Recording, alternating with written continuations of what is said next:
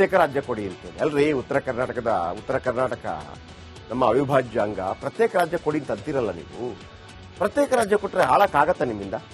Frankly speaking ಆಗತ್ತಾ? ಹೆಂಗೆ ಅಂತ ಕೇಳುವುದೇ.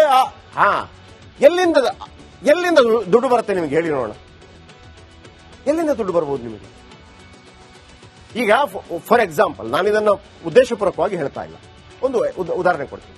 ಉತ್ತರ ಭಾರತ ಮತ್ತು ದಕ್ಷಿಣ ಭಾರತದ ಈ ಫೈಟ್ಗಳಾಗ್ತಾ ಇರುತ್ತೆ. ಅಟ್ಲೀಸ್ಟ್ ದಕ್ಷಿಣ ಭಾರತಕ್ಕಾದ್ರೂ ಕೇಳೋ ಒಂದು ರೈಟ್ಸ್ ಇದೆ. ಸಾರಿ, ನಾನು ಇದನ್ನ ಉದ್ದೇಶಪೂರ್ವಕವಾಗಿ ಹೇಳಿದ್ರೆ ಒಂದು ಉದಾಹರಣೆಗೆ ಹೇಳಿದೆ. ಯಾಕಂತಂದ್ರೆ ತಮಿಳುನಾಡು ಇರ್ಬೋದು, ಕೇರಳ ಇರ್ಬೋದು, ನಮ್ಮ ಕರ್ನಾಟಕ ಇರ್ಬೋದು, ಆಂಧ್ರ ಪ್ರದೇಶ ಇರ್ಬೋದು, ತೆಲಂಗಾಣ ಇರ್ಬೋದು, ಹತ್ತಿರದ ಮಹಾರಾಷ್ಟ್ರ ಇರ್ಬೋದು, ಇದೆಲ್ಲವೂ ಕೂಡ ರಿಚ್ ಸ್ಟೇಟ್. ಈ ಬಿಹಾರಕ್ಕೆ, ಪಶ್ಚಿಮ ಬಂಗಾಳಕ್ಕೆ, ಉತ್ತರ ಪ್ರದೇಶಕ್ಕೆ, ರಾಜಸ್ಥಾನಕ್ಕೆ, ಮಧ್ಯಪ್ರದೇಶಕ್ಕೆ ಇದಕ್ಕೆಲ್ಲ ಹೋಲಿಸಿದ್ರೆ ನಾವು ಬಹಳ ರಿಚ್ ಇದೀವಿ. ನಮ್ಮ GST ಬಹಳ ದೊಡ್ಡದು. ಅದಕ್ಕೆ ನಾವು ₹1 ಕೊಟ್ಟರೆ 15 ಪೈಸೆ ಬರೋದು, ಉತ್ತರ ಪ್ರದೇಶದವರು ₹1 ಕೊಟ್ಟರೆ ₹3 ಬರೋದು ವಾಪಸ್ ಅವರಿಗೆ. ಅರ್ಥ ಆಯ್ತಾ ನಿಮಗೆ? ಸಂಪದ್ಭರಿತವಾಗಿದ್ರೆ ಕೇಳಬಹುದು. ಉತ್ತರ ಕರ್ನಾಟಕ ಸಂಪದ್ಭರಿತವಾಗಿದೆ. ಒಂದು ಕಡೆ ಸಂಪದ್ಭರಿತ ಇಲ್ಲ, ಆದ್ರೆ ನಿಮ್ಮ ನಾಯಕರೆಲ್ಲ ಸಂಪದ್ಭರಿತರಾಗಿದೆ. ಪಾಪ ಕಂದಕೂರು ಹೇಳುವಾಗ ಯಾರೋ ಒಬ್ರು ಪಾಸಿಂಗ್ ಕಮೆಂಟ್ ಹೇಳ್ದಂಗಿತ್ತು. ನನಗನ್ಸೋದು ಉತ್ತರ ಕರ್ನಾಟಕ ಯಾವ ರೀತಿ ಬೆಳವಣಿಗೆ ಆಗಬೇಕು ಅಂತಂದ್ರೆ, ನಿಜ ಕಂದಕೂರ್ ಅವರ ಒಂದು ಮಾತು ಕರೆಕ್ಟ್. ಉತ್ತರ ಕರ್ನಾಟಕಕ್ಕೆ ಒಂದು ಪ್ರತ್ಯೇಕ ಬಜೆಟ್ ಬೇಕು. ಆದ್ರೆ ಪ್ರತ್ಯೇಕ ಬಜೆಟ್ ಅನ್ನು ನಿಮ್ಮ ನಾಯಕರು ತಿಂದು ಮುಕ್ಕಿದ್ರೆ, ಇವತ್ತು ನಿಮ್ಗೆ ಲಿಸ್ಟ್ ಕೊಡ್ತೀನಿ ಯಾವ್ಯಾವ ಜಿಲ್ಲೆಗಳು ಹಿಂದುಳಿದಿದೆ ಅಂತ ಹೇಳಿ, ಯಾವ್ಯಾವ ನಾಯಕರು ಎಷ್ಟು ಕೋಟಿ ಬಾಳ್ತಾರೆ ಅಂತ ಹೇಳಿ. ಉತ್ತರ ಕರ್ನಾಟಕ ಅಭಿವೃದ್ಧಿಯನ್ನೇ ಕಾಣ್ತಾ ಇಲ್ಲ. ಅದಕ್ಕೆ ಅಲ್ಲಿಯ ನಾಯಕರ ಕಾರಣ. ಅವರು ಚೆನ್ನಾಗಿದ್ದಾರೆ. ನಾನು ನಿನ್ನೆ ಕಬ್ಬಿನ ಲೆಕ್ಕ ಕೊಟ್ಟ ನಿಮಗೆ. 10-15 ಕಬ್ಬಿನ ಕಂಪನಿಗಳನ್ನು ಕೊಟ್ಟ ಎಲ್ಲ ಘಟಾನುಘಟಿ ನಾಯಕರು. ಒಬ್ಬರು ರೈತನಿಗೆ ದುಡ್ಡು ಕೊಟ್ಟಿಲ್ಲ. ಪಾಪ ರೈತರು ಮಹಾರಾಷ್ಟ್ರಕ್ಕೆ ತಗೊಂಡೋಗಿ ಕಬ್ಬು ಮಾರ್ತಾ ಇದ್ದಾರೆ. ಅಲ್ಲಿ ಬೆಳಿಗ್ಗೆ ಕೊಟ್ಟರೆ ಸಂಜೆ ಸಿಗುತ್ತೆ. ನಾಚಿಕೆ ಆಗಬೇಕು ನಿಮಗೆ ಉತ್ತರ ಕರ್ನಾಟಕದ ನಾಯಕರಂತಂದ್ರೆ.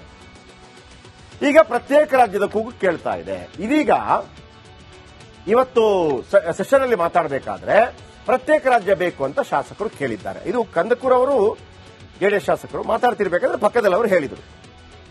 ಈ ಸ್ಟೋರಿ ನೋಡ್ಕೊಂಡ್ ಬನ್ನಿ. ಆಮೇಲೆ ಈ ಉತ್ತರ ಕರ್ನಾಟಕವನ್ನ ಯಾರು ಈ ತರ ಮಾಡಿದ್ದು, ಯಾರನ್ನ ಕೇಳಬೇಕು ನೀವು? ಐ ಅಗ್ರಿಯಪ್ಪ, ಪ್ರತ್ಯೇಕ ರಾಜ್ಯವನ್ನಾಗಿ ಮಾಡಿದ್ರೆ ಅಭಿವೃದ್ಧಿ ಆಗತ್ತಾ? ಒಂದು ವೇಳೆ ಅದು ಅಭಿವೃದ್ಧಿ ಆಗತ್ತೆ ಅಂದ್ರೆ ತುಂಬಾ ಖುಷಿ ಪಡೋರು ನಾವೆಲ್ಲ. ಯಾಕಂದ್ರೆ ಉತ್ತರ ಕರ್ನಾಟಕ ಬೇರೆ ಅಲ್ಲ, ದಕ್ಷಿಣ ಕರ್ನಾಟಕ ಬೇರೆ ಅಲ್ಲ, ಇದು ಅಖಂಡ. ಆದ್ರೆ ಇವತ್ತು ಏನಾಯ್ತು, ಏನ್ ಮಾತುಗಳು ಕೇಳಿ ಬಂತು ಕೇಳ್ಕೊಂಡು.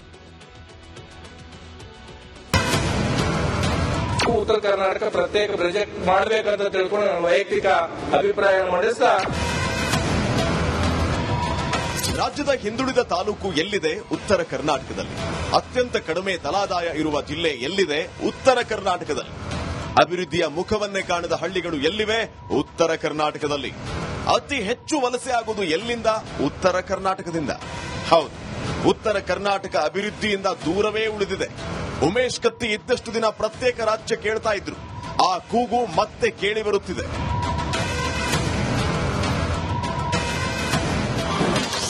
ವಿಧಾನಸಭೆಯಲ್ಲಿ ಹೊಸ ರಾಜ್ಯದ ಸದ್ದು. ಮತ್ತೆ ಪ್ರತ್ಯೇಕ ಉತ್ತರ ಕರ್ನಾಟಕದ ಕೂಗು. ವಿಧಾನಸಭೆಯಲ್ಲಿ ಗುರುಮಿಟ್ಕಲ್ ಜೆಡಿಎಸ್ನ ಶಾಸಕ ಶರಣಗೌಡ ಕಂದಕೂರ್ ಮಾತಾಡ್ತಾ ಇದ್ರು. ಉತ್ತರ ಕರ್ನಾಟಕಕ್ಕೆ ಅಂತಾನೆ ಪ್ರತ್ಯೇಕ ಬಜೆಟ್ಗೆ ಒತ್ತಾಯಿಸಿದ್ರು. ಒಂದನ್ನ ನಾನು ಮಾನ್ಯ ಮುಖ್ಯಮಂತ್ರಿಗಳು ಇನ್ನೂ 3 ವರ್ಷ ಮಾಡಬೇಕು, ಉತ್ತರ ಕರ್ನಾಟಕ ಪ್ರತ್ಯೇಕ ಪ್ರಾಜೆಕ್ಟ್ ಮಾಡಬೇಕಂತ ತಿಳ್ಕೊಂಡು ನಾನು ವೈಯಕ್ತಿಕ ಅಭಿಪ್ರಾಯ ಮಂಡಿಸ್ತಾ, ಕಂದಕೂರ್ ಮಾತಾಡುವಾಗ ಅದೆಲ್ಲಿಂದಲೋ ಒಂದು ಅಶರೀರವಾಣಿ ಬಂತು. ಶಾಸಕರೊಬ್ಬರು ಪ್ರತ್ಯೇಕತೆಯ ಕೂಗು ಮೊಳಗಿಸಿದರು. ಪ್ರತ್ಯೇಕ ಉತ್ತರ ಕರ್ನಾಟಕ ಅಂತ ಹೇಳಿ ಎಂದ್ರು. ಆಗ ಬೇಡ ಸುಮ್ಮನಿರಣ ಅಂತ ಶರಣಗೌಡ ಕಂದಕೂರ್ ಹೇಳಿ ಸುಮ್ಮನಾಗಿಸಿದ್ರು. ಒಂದನ್ನ ನಾನು ಮಾನ್ಯ ಮುಖ್ಯಮಂತ್ರಿಗಳು ಇನ್ನೂ 3 ವರ್ಷ ಮಾಡಬೇಕು, ಉತ್ತರ ಕರ್ನಾಟಕ ಪ್ರತ್ಯೇಕ ಪ್ರಾಜೆಕ್ಟ್ ಮಾಡಬೇಕಂತ ತಿಳ್ಕೊಂಡು ನಾನು ವೈಯಕ್ತಿಕ ಅಭಿಪ್ರಾಯ ಮಂಡಿಸ್ತಾ, ತಾವು ಮಂಗಳೂರು ಇರ್ಲಣ್ಣ ಸುಮ್ಮನಿರು. ಉತ್ತರದ ಕಣ್ಣೀರು. ಯಾವುದೇ ಸರ್ಕಾರ ಬರಬೇಕಿದ್ರೆ ಉತ್ತರ ಕರ್ನಾಟಕ ಬೇಕೇ ಬೇಕು. ಉತ್ತರ ಕರ್ನಾಟಕದಲ್ಲಿ ಹೆಚ್ಚು ಶಾಸಕರನ್ನ ಗೆದ್ದ ಪಕ್ಷ ಅಧಿಕಾರಕ್ಕೆ ಬರುತ್ತೆ. ಆದರೆ ಕಲ್ಯಾಣ ಕರ್ನಾಟಕ ಭಾಗದ ಹುದ್ದೆಗಳು ತುಂಬುತ್ತಿಲ್ಲ. ಉತ್ತರ ಕರ್ನಾಟಕ ನೀರಿನ ಯೋಜನೆಗಳು ಮುಗಿಯುತ್ತಿಲ್ಲ. ಸ್ವಾತಂತ್ರ್ಯ ಪೂರ್ವದ ಯೋಜನೆಗಳೇ ಇನ್ನೂ ಮುಗಿದಿಲ್ಲ. ಇನ್ನು ಉತ್ತರ ಕರ್ನಾಟಕದ ರೈತರ ಸ್ಥಿತಿ ಆ ದೇವರಿಗೆ ಪ್ರೀತಿ. ಆದ್ದರಿಂದ ರೈತರು ಜಮೀನು ಮಾರಿ ಬೆಂಗಳೂರಿಗೆ ಬರ್ತಿದ್ದಾರೆ. ಸರ್ಕಾರ ನಡೆಸೋರಿಗೆ ಉತ್ತರ ಕರ್ನಾಟಕದ ಬಗ್ಗೆ ಕಾಳಜಿ ಮೂಡಬೇಕಾಗಿದೆ. ಇಲ್ಲದೇ ಇದ್ರೆ ಉತ್ತರ ಕರ್ನಾಟಕ ಪ್ರತ್ಯೇಕ ರಾಜ್ಯದ ಕೂಗು ಹೆಚ್ಚಾದರೂ ಅಚ್ಚರಿ ಇಲ್ಲ. Bureau report, republic Kannada. ನೋಡಿ, ಈಗ ಬಳ್ಳಾರಿ ಒಂದೇ ಜಿಲ್ಲೆ ಆಗಿತ್ತು, ನಂತರ ವಿಜಯಪುರ ಜಿಲ್ಲೆ ಆಯಿತು, ಆಮೇಲೆ ರಾಮನಗರ ಜಿಲ್ಲೆಗಳು ಜಾಸ್ತಿ ಆಗ್ತಾ ಹೋಗುತ್ತೆ. ಹಾಗೇನೆ ಮುಂದೊಂದು ದಿನ ಹಾಗೆ ಆಗುತ್ತೆ, ಇಲ್ಲ ಅಂತಲ್ಲ, ಪ್ರತ್ಯೇಕ ರಾಜ್ಯಗಳು ಹಾಗೆ ಆಗುತ್ತೆ. ಅದೇನೋ ಅದು ನಿರಂತರವಾಗಿ ಬೆಳವಣಿಗೆ ಕಾಣುವಂತ ರೀತಿಯಲ್ಲಿ ಆಗುವಂಥದ್ದು. ಲೋಕಸಭಾ ಕ್ಷೇತ್ರ ಬೆಳವಣಿಗೆ ಆದಾಗೆ ಆಗುವಂಥದ್ದು. ಫಾರ್ ಎಕ್ಸಾಂಪಲ್, ಈಗ ಏಕೀಕೃತ ಆಂಧ್ರ ಇತ್ತು, ತೆಲಂಗಾಣ ಮತ್ತು ಆಂಧ್ರ ಪ್ರದೇಶ ಅಂತ ಆಯ್ತು. ಯಾಕಂದ್ರೆ ತೆಲಂಗಾಣವನ್ನು ಬಹಳ ಕೆಟ್ಟದಾಗಿ ನಡೆಸ್ಕೊತಾ ಇದ್ರು ಅಂತ ಹೇಳಿ. ಬಟ್ ಈಗೇನು ತೆಲಂಗಾಣದ ಪರಿಸ್ಥಿತಿ ಸುಧಾರಿಸಿಲ್ಲ, ನಂಬರ್ 1. ಆಮೇಲೆ ಉತ್ತರ ಪ್ರದೇಶ ಮೊದಲು ಈ ಬಿಹಾರ ರಾಂಚಿ ಅನ್ನೋದಿದೆಯಲ್ಲ, ಬಿಹಾರದ ಒಂದು ಭಾಗ ಆಗಿತ್ತು, ಆಯ್ತಾ. ಅದು ಸ್ಪ್ಲಿಟ್ ಆಗಿ ಜಾರ್ಖಂಡ್ ಆಯ್ತು, ಆಮೇಲೆ ಉತ್ತರ ಪ್ರದೇಶ ಎಲ್ಲ ಮಿಕ್ಸ್ ಮಾಡ್ಕೊಂಡು ಅಲ್ಲಿ ಉತ್ತರಾಖಂಡ್ ಆಯ್ತು. ಈ ತರ ಆಗತ್ತೆ, ಇಲ್ಲ ಅಂತಲ್ಲ. ಆದ್ರೆ ಸಂಪನ್ಮೂಲಗಳು ಬೇಕು ಅಂತ. ಉತ್ತರ ಕರ್ನಾಟಕ ಸಂಪನ್ಮೂಲಗಳಿದ್ದಿದ್ರೆ, ಅಥವಾ ಸಂಪನ್ಮೂಲವನ್ನ ಕ್ರೋಢೀಕರಿಸುವ ಕೆಲಸಗಳನ್ನು ಕೂಡ ಮಾಡಲಿಲ್ಲ. ಇವತ್ತು ನಾನು ನಿಮಗೆ ದೊಡ್ಡ ದೊಡ್ಡ ಮಹಾನ್ ನಾಯಕರನ್ನು ತೋರಿಸ್ತೀನಿ, ಎಲ್ಲ ತಾವೇ ಇಟ್ಕೊಂಡಿದ್ದಾರೆ, ಬಿಟ್ರೆ ಯಾರಿಗೂ ಕೊಟ್ಟಿಲ್ಲ. ನೋಡಿ, ರಾಜ್ಯದ ಅತ್ಯಂತ ಹಿಂದುಳಿದ ತಾಲೂಕು ದೇವದುರ್ಗ, ಪ್ರತ್ಯೇಕ ರಾಜ್ಯ ಕೊಡಿ ಅಂತೇಳಿ. ಅಲ್ರಿ, ಉತ್ತರ ಕರ್ನಾಟಕ ನಮ್ಮ ಅವಿಭಾಜ್ಯ ಅಂಗ, ಪ್ರತ್ಯೇಕ ರಾಜ್ಯ ಕೊಡಿ ಅಂತ ಅಂತೀರಲ್ಲ ನೀವು. ಪ್ರತ್ಯೇಕ ರಾಜ್ಯ ಕೊಟ್ಟರೆ ಹಾಳಕ್ಕಾಗತ್ತಾ ನಿಮ್ಮಿಂದ? ಫ್ರಾಂಕ್ಲಿ ಸ್ಪೀಕಿಂಗ್ ಆಗತ್ತಾ? ಹೆಂಗೆ ಅಂತ ಕೇಳುವುದೇ. ಎಲ್ಲಿಂದ ದುಡ್ಡು ಬರುತ್ತೆ ನಿಮ್ಗೆ ಹೇಳಿ ನೋಡೋಣ. ಎಲ್ಲಿಂದ ದುಡ್ಡು ಬರ್ಬೋದು ನಿಮಗೆ? ಈಗ ಫಾರ್ ಎಕ್ಸಾಂಪಲ್, ನಾನು ಇದನ್ನ ಉದ್ದೇಶಪೂರ್ವಕವಾಗಿ ಹೇಳ್ತಾ ಇಲ್ಲ, ಒಂದು ಉದಾಹರಣೆ ಕೊಡ್ತೀನಿ. ಉತ್ತರ ಭಾರತ ಮತ್ತು ದಕ್ಷಿಣ ಭಾರತದ ಈ ಫೈಟ್ಗಳಾಗ್ತಾ ಇರುತ್ತೆ. ಅಟ್ಲೀಸ್ಟ್ ದಕ್ಷಿಣ ಭಾರತಕ್ಕಾದ್ರೂ ಕೇಳೋ ಒಂದು ರೈಟ್ಸ್ ಇದೆ. ಸಾರಿ, ನಾನು ಇದನ್ನ ಉದ್ದೇಶಪೂರ್ವಕವಾಗಿ ಹೇಳಿದ್ರೆ ಒಂದು ಉದಾಹರಣೆಗೆ ಹೇಳಿದೆ. ಯಾಕಂತಂದ್ರೆ ತಮಿಳುನಾಡು ಇರ್ಬೋದು, ಕೇರಳ ಇರ್ಬೋದು, ನಮ್ಮ ಕರ್ನಾಟಕ ಇರ್ಬೋದು, ಆಂಧ್ರ ಪ್ರದೇಶ ಇರ್ಬೋದು, ತೆಲಂಗಾಣ ಇರ್ಬೋದು, ಹತ್ತಿರದ ಮಹಾರಾಷ್ಟ್ರ ಇರ್ಬೋದು, ಇದೆಲ್ಲವೂ ಕೂಡ ರಿಚ್ ಸ್ಟೇಟ್. ಈ ಬಿಹಾರಕ್ಕೆ, ಪಶ್ಚಿಮ ಬಂಗಾಳಕ್ಕೆ, ಉತ್ತರ ಪ್ರದೇಶಕ್ಕೆ, ರಾಜಸ್ಥಾನಕ್ಕೆ, ಮಧ್ಯಪ್ರದೇಶಕ್ಕೆ, ಇದಕ್ಕೆಲ್ಲ ಹೋಲಿಸಿದ್ರೆ ನಾವು ಬಹಳ ರಿಚ್ ಇದೀವಿ.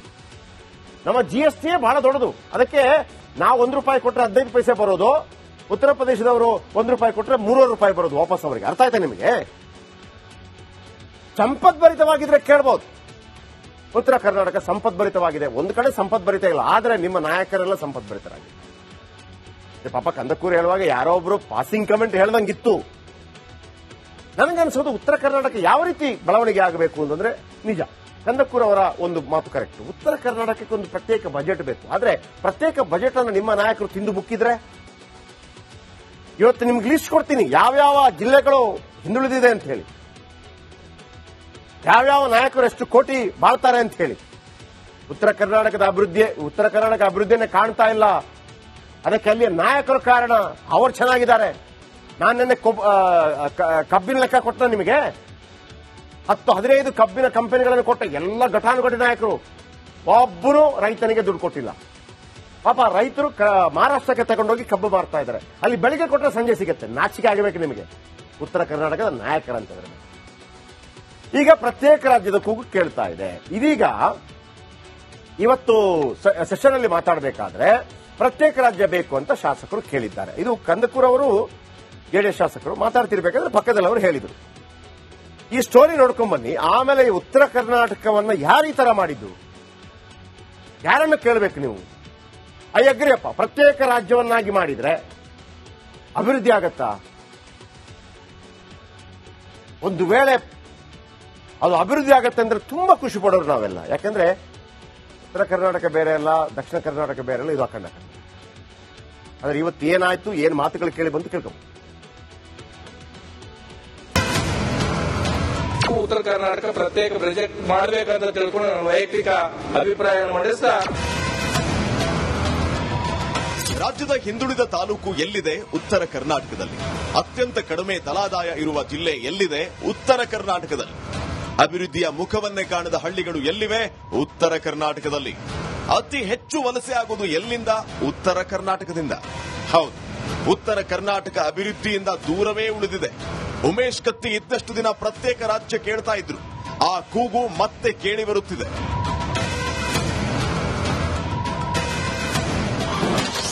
ವಿಧಾನಸಭೆಯಲ್ಲಿ ಹೊಸ ರಾಜ್ಯದ ಸದ್ದು, ಮತ್ತೆ ಪ್ರತ್ಯೇಕ ಉತ್ತರ ಕರ್ನಾಟಕದ ಕೂಗು.